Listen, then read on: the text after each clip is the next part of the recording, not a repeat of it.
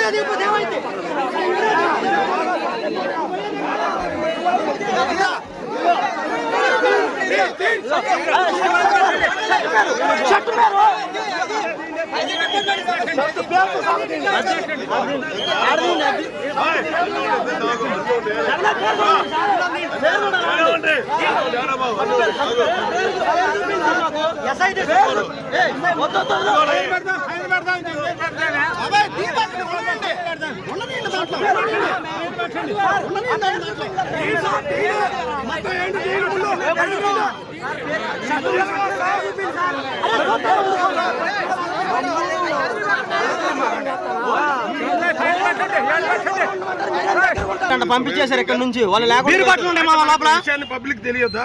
Public అవ్వకూడదా? Court కావాలి. కోర్టుకి అంటే పబ్లిక్ అవ్వకూడదు. ఎక్కడ చెప్పారు? పేపర్లో వచ్చాయని ఎక్కడ జరుగుతుంది? రాసుకున్నప్పుడు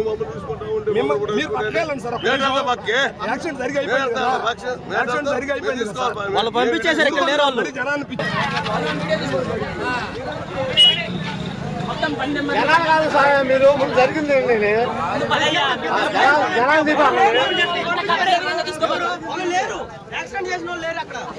నాకు వచ్చిన సమాచారం ప్రకారంగా 5 గంటలకు మా యొక్క సంతమాగులూరు ఎస్ఐ గారు, బల్లికురవ ఎస్ఐ గారు మనలో కారులో అద్దెకి వస్తూ ఉన్నారండి.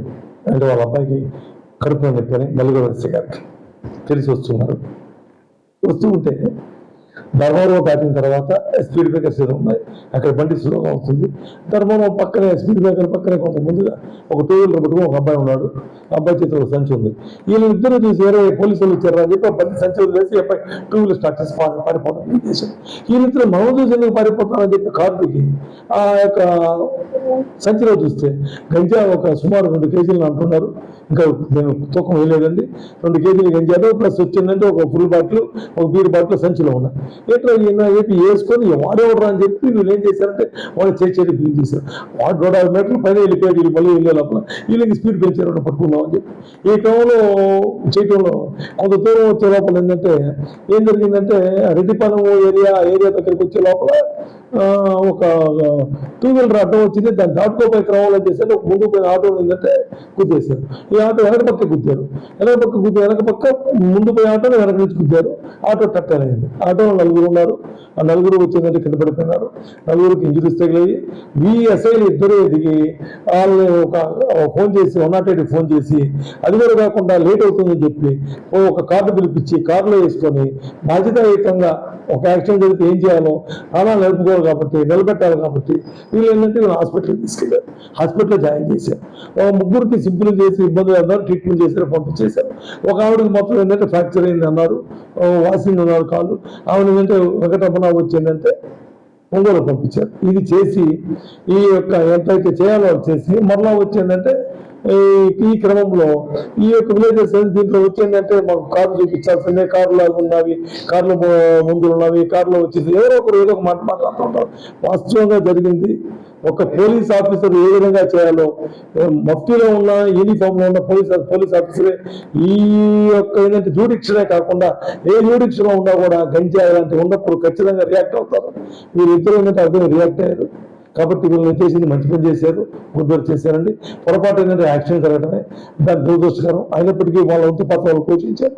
దీని మీద పూర్తి దర్యాప్తు చేస్తాం. అర్థం చేసి గారు కేసు కట్టారు. దీన్ని ఏ విధంగా ఫ్యాక్ట్స్ ఉంటే ఆ విధంగా పోతారు.